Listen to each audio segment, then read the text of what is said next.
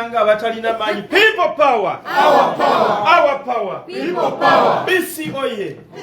British Columbia Oye. Oye. People power. Our power. Kunga kunga kunga. Kunga. BC kunga. Kunga. British Columbia kunga. Kunga. Vancouver kunga. Kunga. Canada kunga. Kunga. Kunga kunga. Kunga. Kunga. Kunga. Kunga. Kunga. People power. Our power. Kulanyi Oye. Oye. Bobby Oye. Oye. I will use two languages for our guests who don't understand Uganda to be part of what we're going to communicate. Amanya nedobozi Buganda Ntege Chuma Cha Yesu. The commonly known name Lilia Chuma Cha Yesu, but my official names on my citizenship is Ntege Lubwama Williams, but I prefer calling me Buganda Ntege Chuma Cha Yesu. I'm glad to be here. I come from Toronto, Ontario, the province of Ontario, and I'm glad to be part of this great meeting. First of all, I would like to convey my thanks to particular people. I would wish if you guys would come this side. I don't want to turn my neck, otherwise I want you guys to be part of this. I would like to convey my great thanks to a number of people, more especially you people. But in particular, you guys organized this meeting. I was part on your Zoom meeting as you were preparing this meeting, and I desired to be part of it because I have a struggle in my heart, So I communicated to members that you guys, I'm going to be part of this meeting. But along the way, I found myself that you guys organized the meeting during Easter time. And as you know, with the flights, transport, Masaka to Jinja, the price hikes to abnormality. So my pocket wasn't good. And I really gave up. When I went online to book my ticket to Vancouver from Toronto, it was damn expensive. My budget was around $400, a return ticket. When I went online, it went up to $800. Then I remembered that, it's Easter time. So I gave up. Nengamba echo chonchi tadde Uganda. Era I communicated to Simon yali wali Ivan.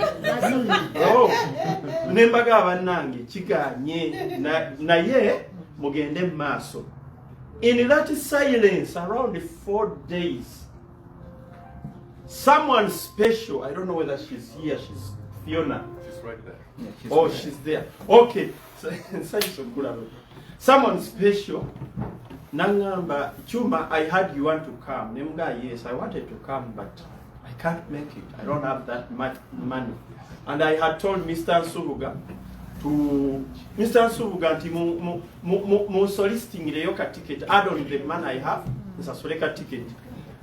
But Mr. Subuga, he went through the budget and the committee. They told him, leave alone with Chuma, we don't have the money.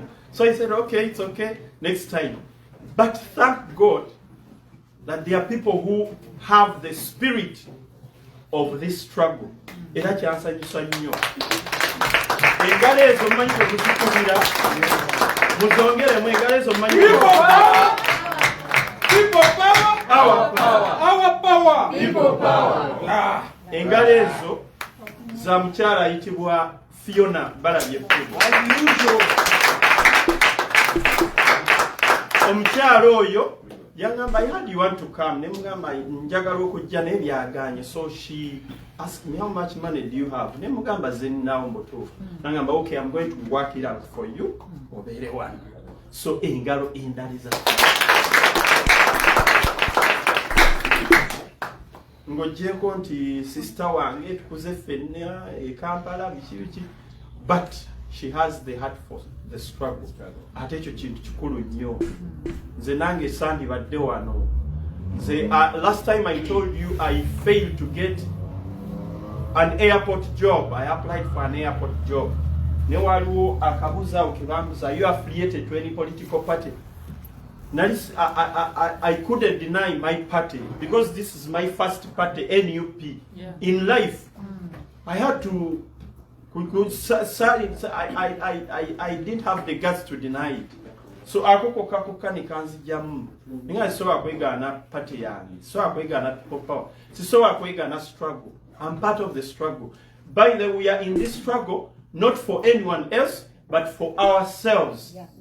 Buli omuli mu struggle muno toyamba nze toyamba Kyagulanyi. You're not helping you're not helping anyone. You're helping yourself and our generations to come, because they will ask us, Batata, Mama, what did you do when the country was falling into ditches? So we are here purposely because we love the struggle. That's why I'm here. Fiona Weber required struggle, and I understand she also prepared a meal for us. I reached here on Thursday. This is our climax day, and I have nothing much. Abatamanyi, a bodyguard to His Excellency Kyagulanyi. I participated in the 2021 elections. We were the team in Kalangala Island who were arrested, illegally arrested by military. Military, jati, tukawalinga tulinga mu war zone. Abajjasafu tukamusikeyo netugala tuwedde. Fenno emitima nigitukuba ne batuteeka wansi chini ya ulinzi. I think you guys abatali mu Uganda, you saw that film. Fetwalabanga ekirooto abasirikale bafubutuka mu nsiko webali. Kumbe baali bagudde ddakafu. Fetwajja tujje pipapa tujja twetoola ne bavaayo and they ne batuwamba. So they put on us 2 charges: inciting violence and spreading COVID. By then, because we had nothing, we were just campaigning like any other presidential candidate by then. So we said, okay, these are just jokes, political jokes. Bijja kugwa. But the issue became serious, and from the civilian court. I'm telling you this because I'm a victim, and it is the reason why I put in all my effort to see that this struggle goes forward. Yeah. Some of you are here jokingly, not you who came, because this is not the number of Ugandans in BC. They are joking. They have nothing to lose. Naye mwembebaza akenso, so I thank you. I give this special thanks to you that you sacrificed your time, your shift, and you came purposely for this meeting. It's not easy.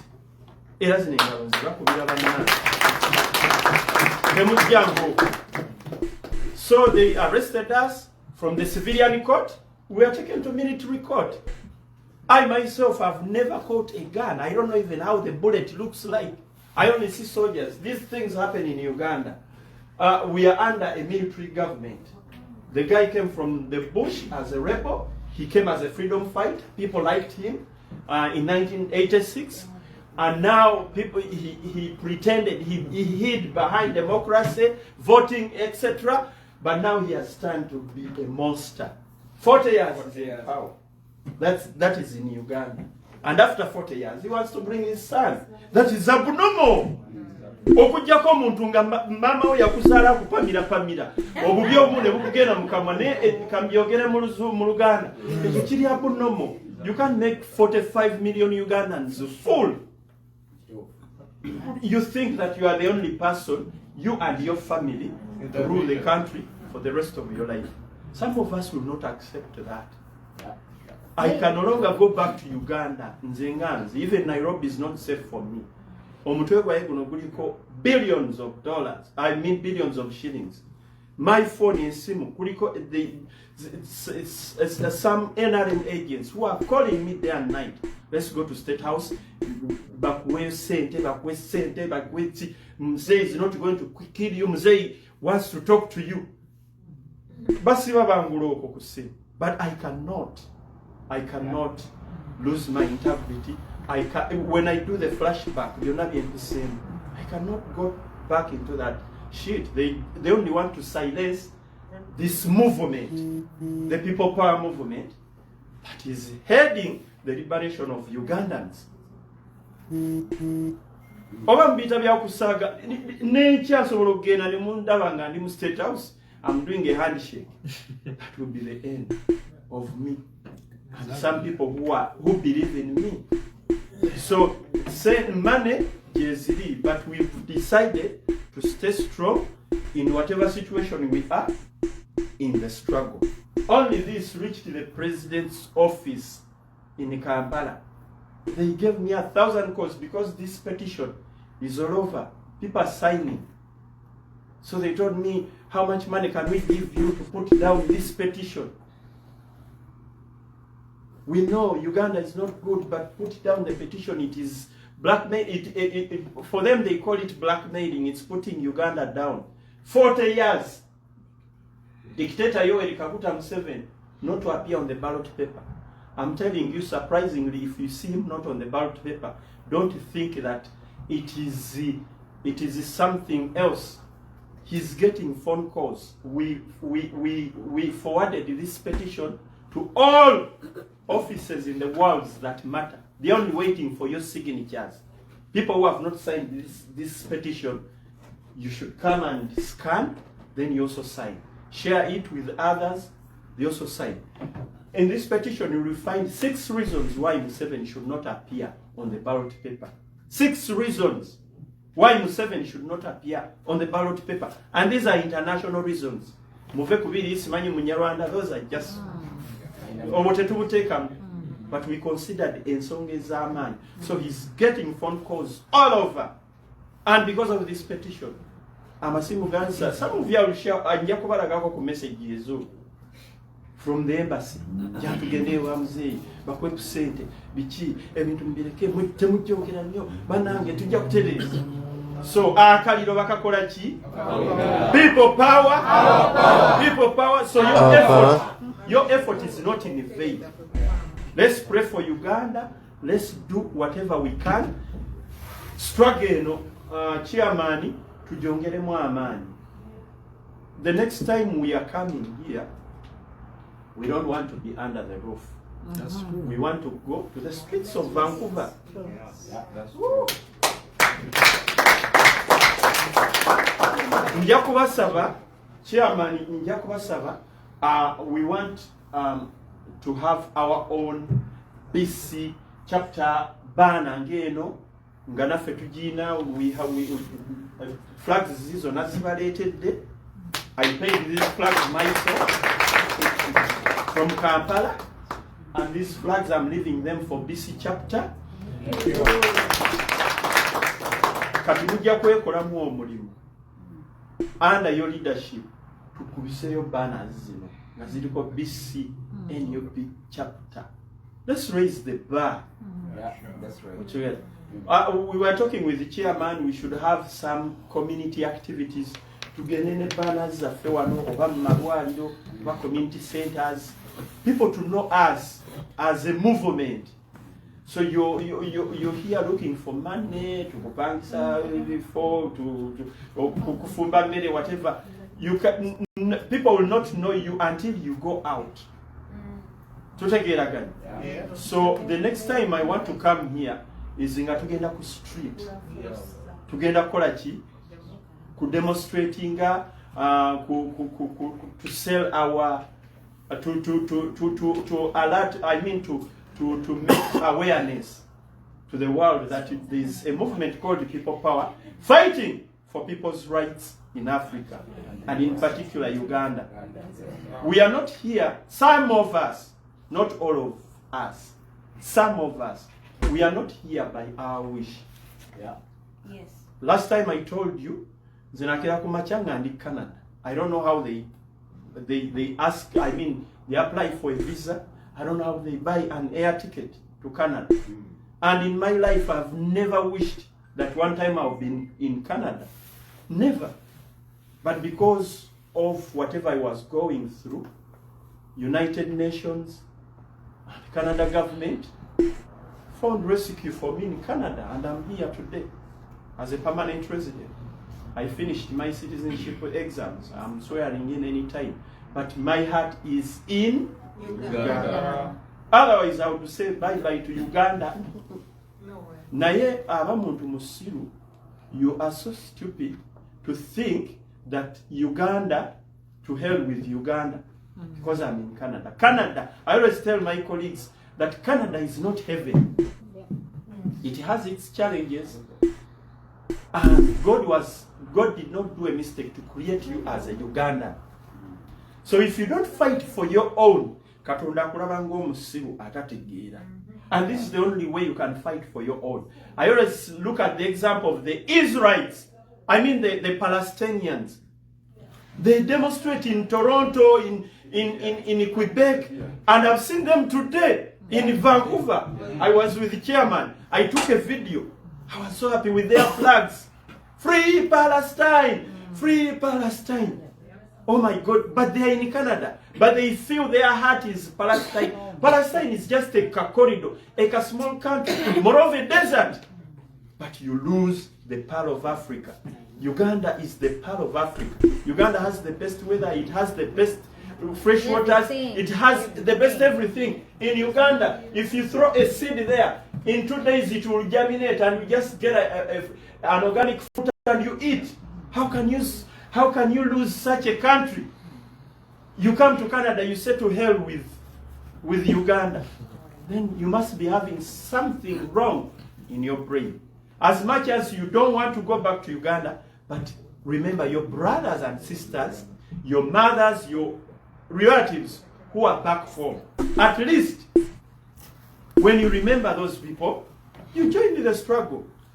So I saw a list of people here, and Yakusaba Chairman Ivan, when we are going to have a demonstration, please try to make a phone call. Make sure that everyone has got a phone call.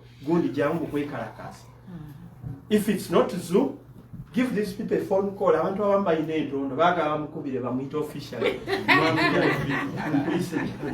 So we should so next time twagala tugende mu nguudo ze British Columbia zibino ebizimbe tebinyumira nnyo. I always want outdoor activities. Ensi tugirage who is Museveni. Since those people don't know Museveni, they may think he's a good person. But we need to go out in the streets and we demonstrate. We show them the problem in Uganda. And we have a solution. Our solution is Kyagulanyi and the amended constitution. We are going to amend the constitution. Kyagulanyi come the first time, they vote you.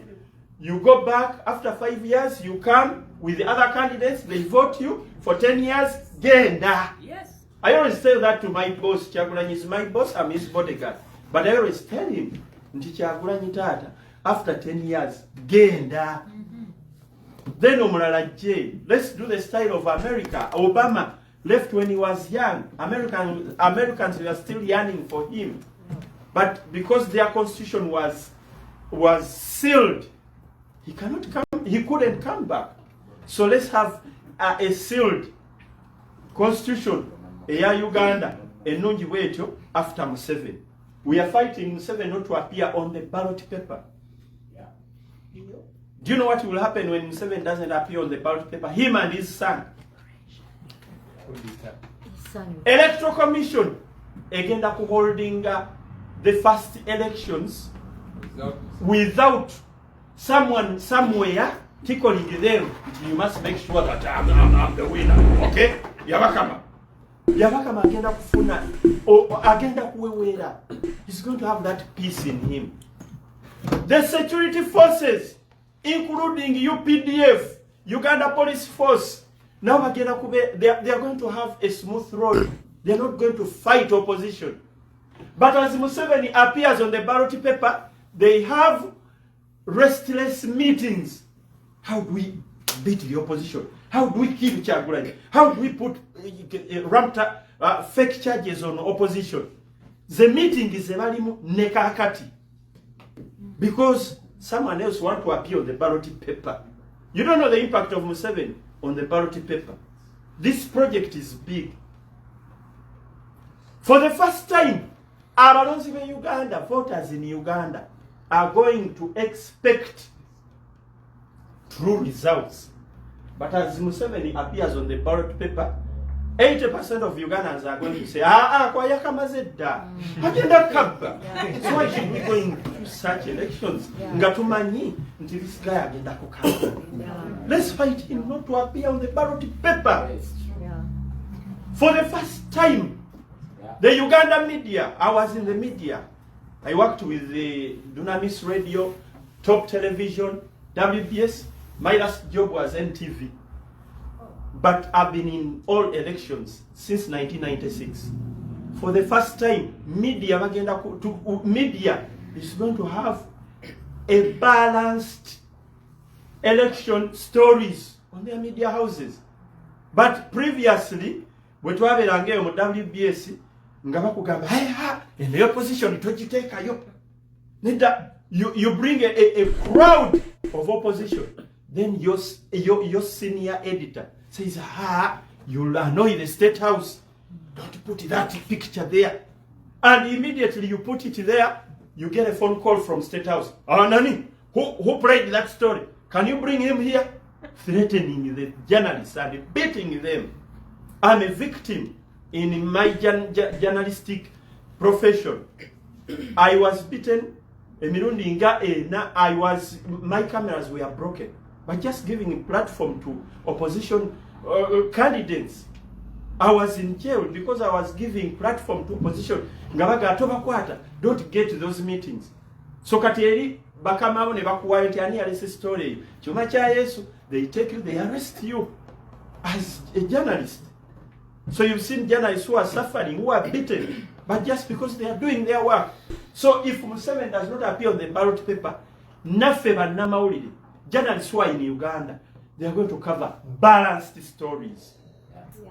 Am I lying or telling you the truth? That's true. So the impact of Museveni not appearing on the ballot paper, it's going to give a good picture to even the international world. For the first time, international observers are going to come in a peaceful election. I go, okay, people are happy, no one is being arrested, no one is being beaten. People power! People power! But this project is a big one, and I request everyone, please share it with 100 people. It's already there in IMF, World Bank, embassies. We've already forwarded this petition. So the more signs they see, you know, it's not our culture as Africans for petitions, but they work. Museveni, Yoweri, Kaguta is not the only president of Uganda, but he's a servant to these people, the ones we are petitioning. Museveni is a puppet of the Western world. So if we come out with a loud voice, we tell them that Museveni must not appear on the ballot paper, they will give him a phone call. Hey, Zay, now it seems you are unpopular. Step down. Because these are their bosses. These are Canadians. This is Trump. And you know why he's their bosses? Abayambako kutabangula Africa, nebajja ne bachima resources, mineral resources, whatever they want. So Kati, if we tickle them, we tell them that he must not appear on the ballot paper. We are here as refugees because of him. You hate us, there's still racism in some places, and other people are complaining immigrants are too many. Why? Because he's on the ballot paper. Who is pushing him on the ballot paper? You! That's why I'm telling you, we have to go on the streets. We tell them that this man is bad. He's your worker in Africa, but he's bad. And that's why we are here, protesting. So they will give him a phone call. Now this is Trump calling. Can you please step down? Can you leave that country? And they are not doing. They are not going to do it to Uganda for the first time. I mean, only Uganda. They've done it to several countries. They've done it to several countries. The Gaddafi, the Blesia Kampaora, the Yahya Jammeh, Sudan Bashir. Abantu bagenda okubakugwa ku ttaka. Wabeerawo phone calls zebasosokola nabo. Mr. Bashir, we request you that you leave that country. You leave the citizens alone. So he says, then okay, if you refuse, then don't beat up people, don't beat people, don't do this. They declare a no-fly zone, but it's always the effort of abantu abakoze ebintu nga bino. If we don't show these people that we are tired and this man is unpopular, they will never help us. They will never, they will think that Uganda is normal. Everything is normal. So, Mr. Ivan, the next meeting, we have to go on the streets. We show these people that the person you're supporting, your worker, is unpopular and is killing Ugandans. Give him a phone call. Tell him to step down. Tell him not to appear on the ballot paper, him and his family. To phone but I will request you, you come, you tap your phone here, you scan, you sign the petition, then you do what? But if you don't want to pay the $2 or the $3, whatever it is, what you do is you share to another person or to another group. I know there are many groups here, the Slim, but in particular, after scanning, you say, you share to others. So signatures are out of 45 million Ugandans, at least 1 million of Ugandans in the diaspora. Museveni should not appear on the ballot paper. Nkukakasa is going to get a phone call. Mubirabange ebyokusaaga ebyokulota nebibeerayo bya ddala. Tutegeeragana. So that's our project. Sagajita my project. But this is our project. And I put money in making this because I'm fighting for myself. No one gave me this money. It was just my small saving. That's how I can go for the struggle. So your presence here and your presence on the streets, if Chairman Ivan calls you, now it will sobola. So okujanga waliwo ine ekibuuzo, anyone with a question? I think People power. Our power. People power. Our power. Thank you, Adam, for that. Okay, my question, Mr. Chuma, what if we get rid of this guy? What's our plan for the son? We can get rid of him, fine, he won't go on that. What if the son appears on the ballot? What's our plan B? That's what I was going to ask. Because he's just, and in my view, this guy is done, like he doesn't want it, but all these people plus his son, they just push him like a wheelbarrow. Stay there so that we still stay there. Actually, And that's their target. when we are having the 70th birthday of Kabaka is king in Uganda, Muhoozi was holding his birthday in Kolo the same day. So Simanki abadagezesa, and there was a statement, Rugambo mbu. It's a rumor, mbu. NRM batudde in their caucus, they sat in their caucus, and they decided as NRM and PLU to join hands and front Muhoozi as the optional candidate. It seems Museveni is not coming back. It seems. So we are not sure, but it seems he's not coming back. So everyone is worried about Muhoozi coming on the ballot paper. But we can still fight that. Constitutionally, People power. Our power. using our constitution, because he's still an army serving officer. We have courts, abajjo mutera wakawaayiro nti ABCD kano kakukugira you've not retired from the army and he's a CDF. He leads the army, the Ugandan army. He must retire first, then he joins active politics. Kati akowekali. Secondly, you cannot preside over, you cannot rule people, you cannot lead people who don't like you. He's most likely,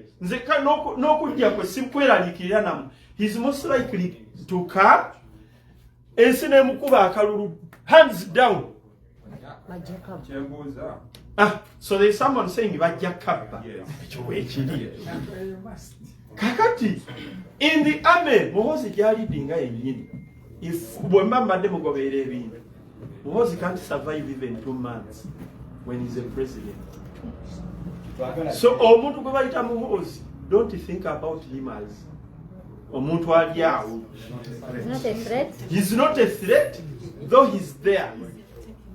No kumu wa CDF katika mbabulireko kino ekya.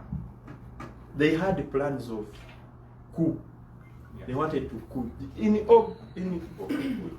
It was August last year. Bebali bagalo kola coup. Bebuzabuzawo bichi.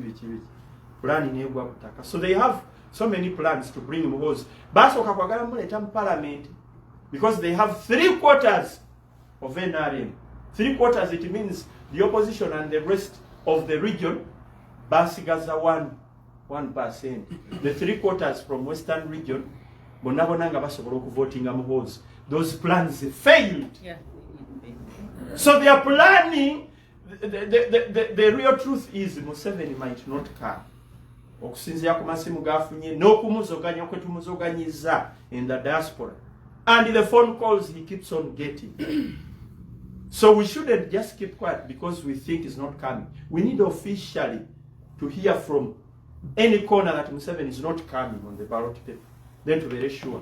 But I'm just encouraging you, Mbagumya, don't fear Muhoozi. There are so many plans against Muhoozi.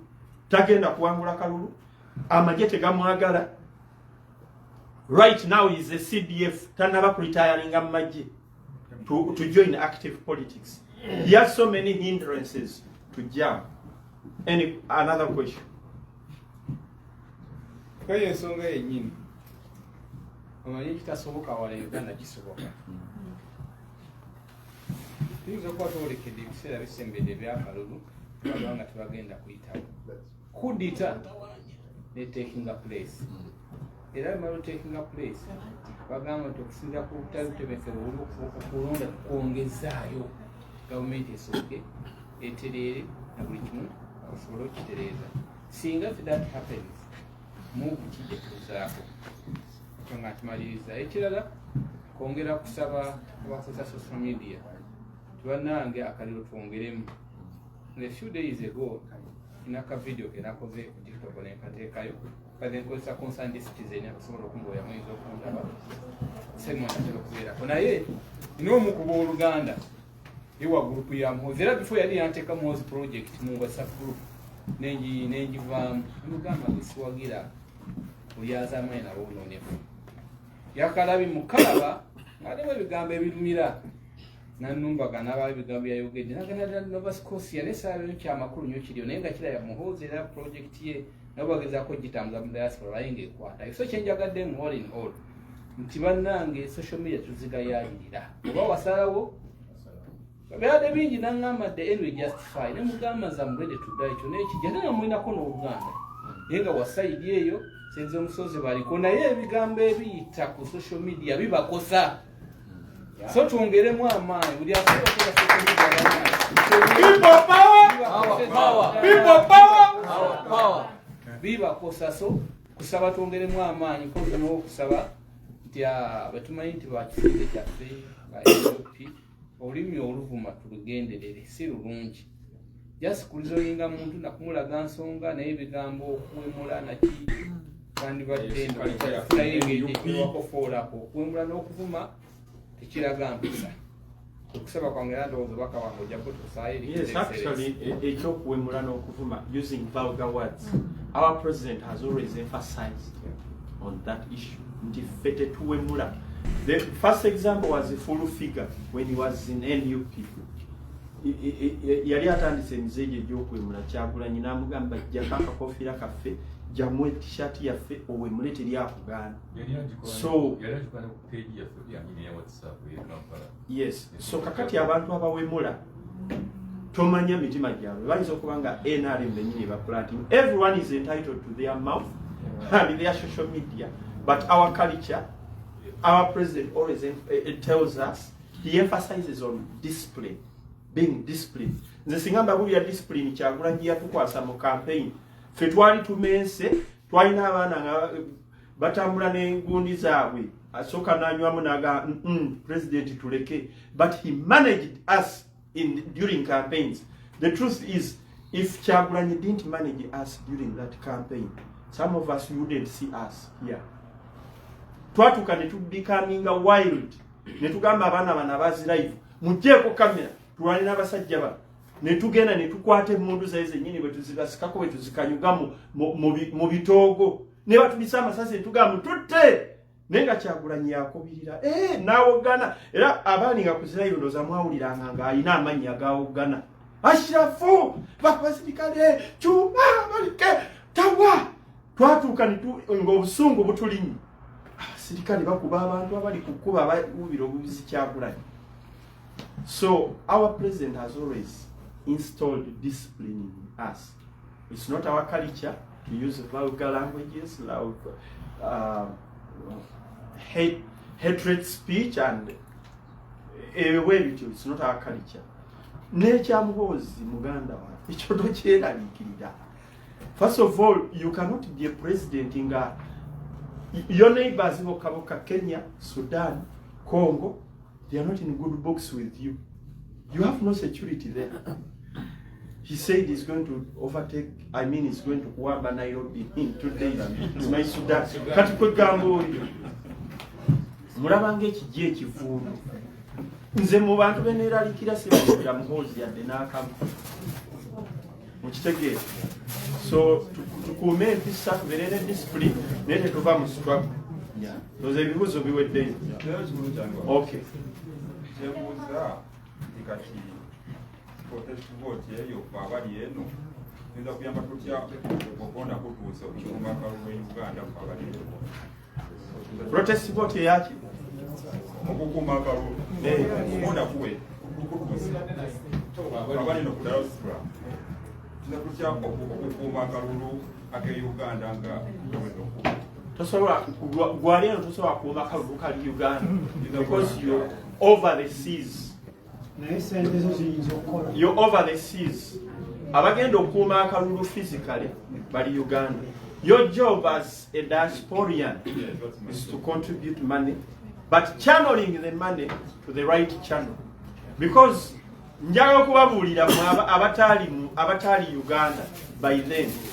Twali mu people power ninga abantu bali mu business. Yes. Asaba ono sente n'asaba n'oli n'asaba nezibeera wano nga nnyingi. Kati, I'm advising you that never manze chuma ndi Uganda nkuuma kalulu ne kugamba ngoni mperezayo sente. Be careful with your money.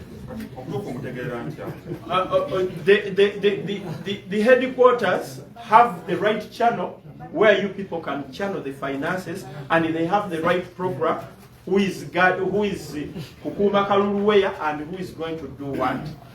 So your only contribution is demonstrations here, using your social media effectively to advocate for justice and human rights in Uganda, then also chipping in the little dollars you get to run the programs in the country. That's what I can say.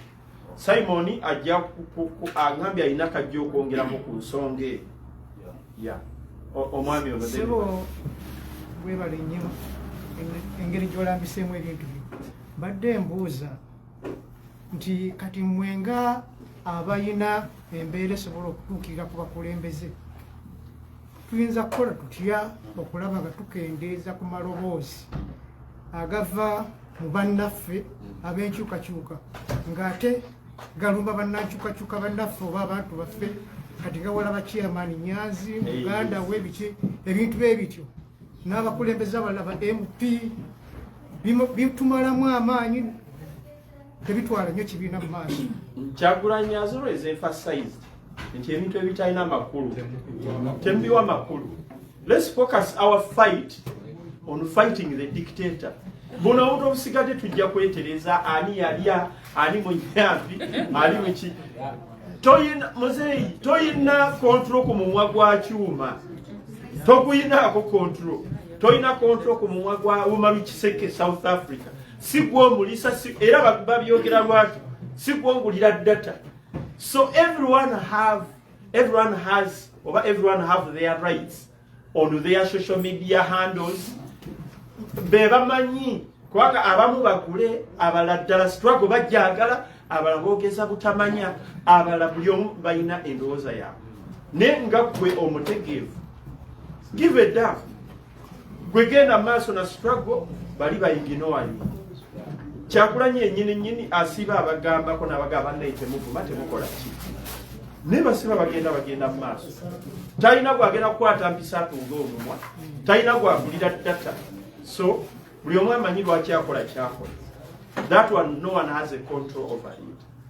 Nze nsobola okubeera ne control because ndi kumpi n'omukulembeze emanya okay this is what he expects from me. Sigenda kuwemula sigenda kukola bwe. Ne kati omuntu ali eyaga nze tonyumiza ebyo awemula akola biki. So mzeida ekyo kintu kizibu. Nianza nnyo neya. People power, Our power. our power, People power, people power, our power, People power. Okay, thank you so much, Mr. Chuma. I'm going to take this opportunity because our food has already come, so we are going to go into that session of food. But I'm going to take this opportunity to recognize our vice chairperson. He's going to talk, after or during when we're having our food. Mr. Simon Luja. people power, Our power. people power, our power, People power.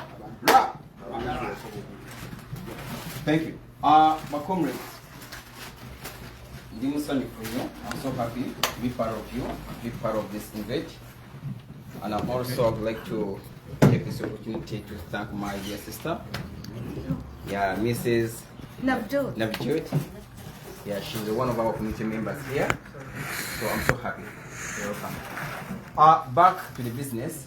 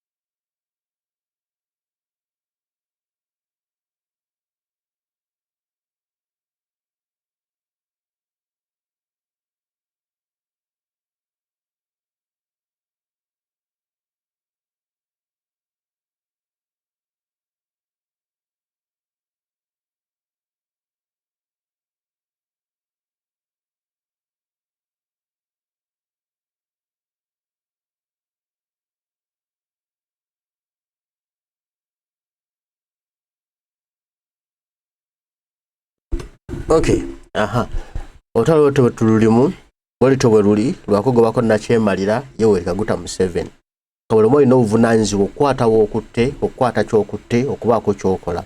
Banafa kanda bakutewe watyo nawe woli wokwata bulumu woli wali obusobozi bwo obobako kyokolera waawo nga kyongera okunafuya n'okujjako na chemalira no Museveni so tereza ense yaffe kuba abana n'abazuku n'emirembe egiriddaku.